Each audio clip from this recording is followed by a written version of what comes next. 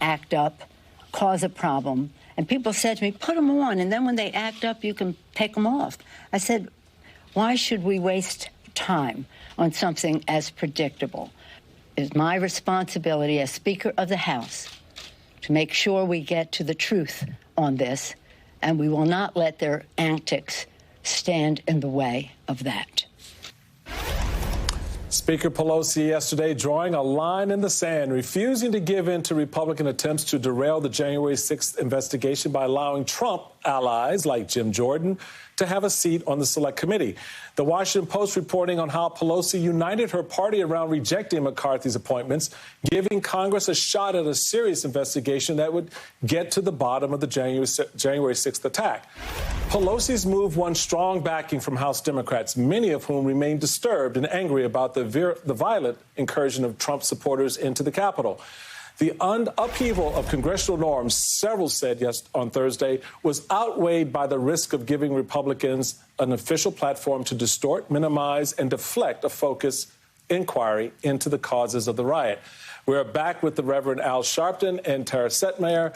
Tara, Politico is reporting on how taking on Trump is a central mission of Pelosi's. Quote, the volatile former president and Pelosi foe is long gone from the White House, but still haunts Capitol Hill. And as much as some in her party might want to move on from Trump, the speaker has made overseeing an investigation of the deadliest attack on the Capitol in 2 centuries into a core mission this year, putting her squarely in the path of the former president who Democrats played a central role in the insurrection. The truth is, there is no moving on from January 6th. Now, is there? No. And I have to say that Nancy Pelosi is a boss. I spent a lot of years battling Nancy Pelosi and Democrats on the other side of the aisle, and I have to give her credit where credit is due. She is stepping up as Speaker of the House, using every resource available to her to make sure that the insurrection is investigated and taken seriously. What happened on January 6th is a national tragedy. And the Republicans trying to whitewash it and gaslight the American people into thinking it was tourists, a regular tourist day, or as Trump said, it was a lot of love there. We all know that's a bunch of BS, and they should be ashamed of themselves. All of those Republicans that used to march around with, pocket constitutions, with this bravado about how they're patriots and they're standing up for the rule of law and the Constitution, where are they now? They're nowhere to be found.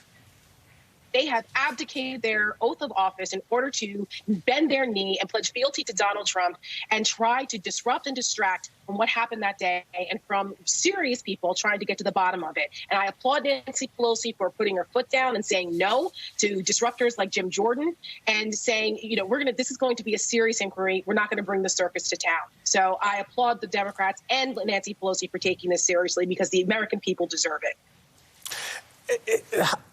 Reverend, I just want to touch on you about this for a moment. Given the ties between the GOP and January 6th, is the GOP worried about what the committee may uncover? Are they concerned about what behavior, the phone calls, all of those things? How does that play in the mix of what will start next week?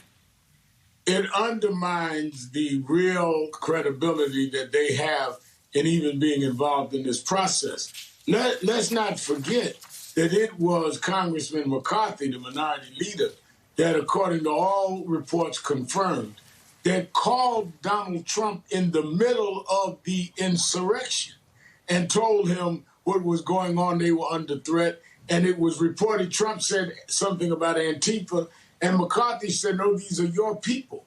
McCarthy will likely, if the proceedings are as thorough as they appear to be headed, to be called as a witness, to talk about what happened in real time during the insurrection. For McCarthy to be deciding who is going to judge the evidence when he himself is part of the evidence, he should recuse himself.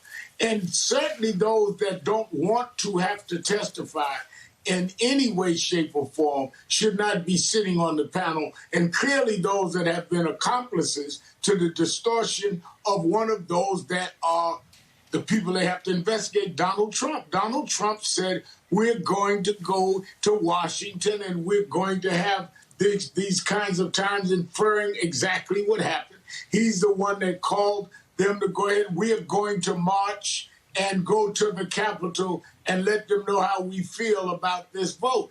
Well, just imagine if any of us in civil rights, if I had said we're going to march to the Capitol and 5 people ended up dead, you'd be getting a prison pass to have this interview.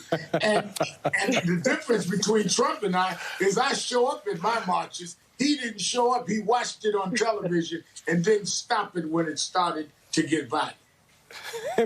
Rev, bringing He's the heat. absolutely right. No, he is absolutely. We know, right. but wait a minute. I know he's right. Absolutely, I know he's right, and that's why I'm chuckling, because that truth speaks louder than anything. But I want to play for you, Tara, what one of the members of the committee, Pete Aguilar, said right here on MSNBC, as a matter of fact, when he was asked about potential witnesses. We will set a series of hearings and discussions after that where we will talk about the events that led up to January 6th, how it was financed, how it was carried out, what their intentions were. We will start to peel the onion to get to the truth. And so if individuals, as Chairman Benny Thompson has mentioned, if people have information that is pertinent and helpful to us, to our investigation and discussion into this, then we would hope that they would share those stories. But we are only concerned about the causes, the effect, ensuring that this doesn't happen again, and what led up to the events of January 6th. So to the extent people have information and knowledge, we would hope that they would voluntarily come forward and share their stories. And Tara, to that point, you know, when you start to peel an onion, what happens? You start crying, right? So it's safe to say McCarthy and Republicans aren't going to come forward voluntarily, and this could wind up being very frustrating for Democrats. What say you? Well, that's true, because there are a handful of Republicans there that are basically the proverbial unindicted co-conspirators. That, you know, the reports that there were some members of Congress who had given tours beforehand, or, you know, they were tweeting out locations and encouraging them. We already know what Congressman Gosar and a big Mo Brooks, who said, go out there and let's kick some ass. You know, like, they were inciting this, and they were a part of the Stop the Steal in bed with the Stop the Steal organizers. So this is something that those leaders in the Republican Party, they don't want to face that you could have members that were part of an active insurrection. So no, they don't want to see what happens when you peel the layers back, because in their hearts, Kevin McCarthy knows good well that this was wrong. He knows that Trump was behind it. He knows that there are members of Congress that were problematic in their, you know, their participation in this. But they don't want that because it looks bad for them politically. So they are sacrificing what's best for our democracy, standing up for our country in order for political expediency. And it's despicable. And I frankly don't want to hear Kevin McCarthy or any of the other Republicans whining about how mistreated they are, how victims they are. Tell that to the families of the 140 police officers that were injured that day. Tell that to the faces of the police officers who defended them that day to hold our Capitol. And these members of Congress are actually just disrespecting their service. So I'm glad to see that the police officers will be the first to testify on Tuesday, because that sets the tone. The video is undeniable. Their testimony will be undeniable. And those Republicans will have to face that. I would like to see them try and tell those officers that it was an average tourist day. The Reverend Al Sharpton and Tara Setmayer bringing the heat. We appreciate you both. Thank you for spending some time.